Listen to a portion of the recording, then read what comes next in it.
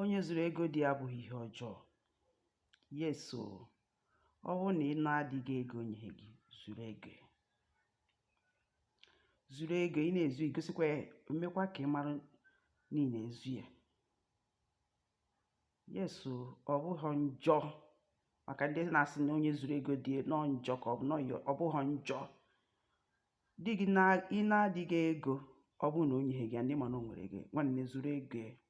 Isi mkpi dị na-akpa mkpi. Esokwu m ezu, mụ nwa n'ebe a, esokwu m ezu ego dị m.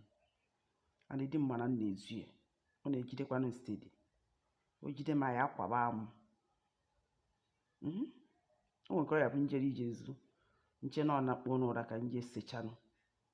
O jide m, ọ sị gị ka m bịara ịchọ, sị ya, o na m bịara idobe ya, gịnị ka ị bịara ịbụ onye oshi? Iche na ma na-akpuo na na-ebịara izu oshi, onye oshi ka ị bụ. Anyị akwaba m.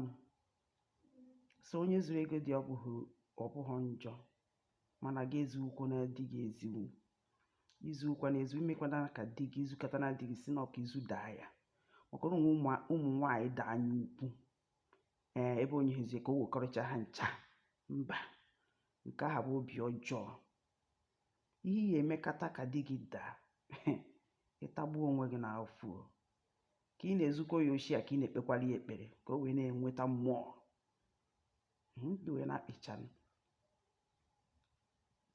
Ọ bụghị ijere iwerucha ha ncha, no, iluo isechalụ.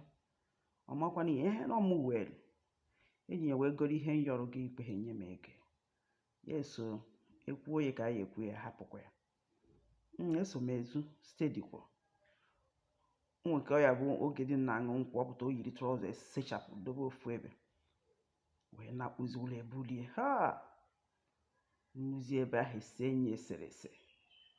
O teta ụra n'ụtụtụ tie mkpu n'oke na ọsị gịnị, ehuo m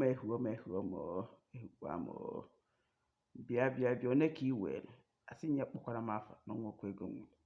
Anyị akwaba onye oshi gwọdịrị ọgwụ ego, ma ndị ọya bụ zofu ya ma na mma ebe ozobe wepụtazie nje sechara kwapụtakwa. Hei nwa gwọdịrị ọgwụ ego ka ọ dịrị mmadụ mbụ. Asị kpọkwara m afa dia place. Anyị akwara ya na amụ. So ana m ezu ego dị m, ọ bụghị njọ, adị dị m mana m na-ezu ya.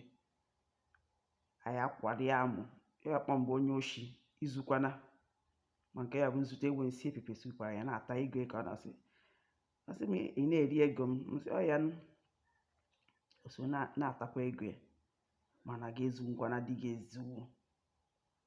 Ị na-esechara ya, ị na-ekpekwara ya ekpere ka ọ na-adị mmụọ. Ihe ya emekata God forbid, Chineke anyị ekwekwara n'ụwa. Kama di m ya ada ọ na-arị mmekwakwa.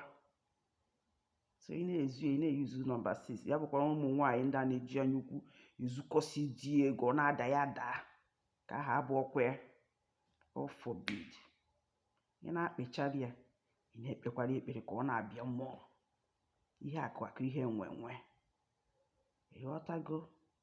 So onye zuru di ya ohi, ọ bụghị njọ. Isi mkpi dị na-akpa mkpi.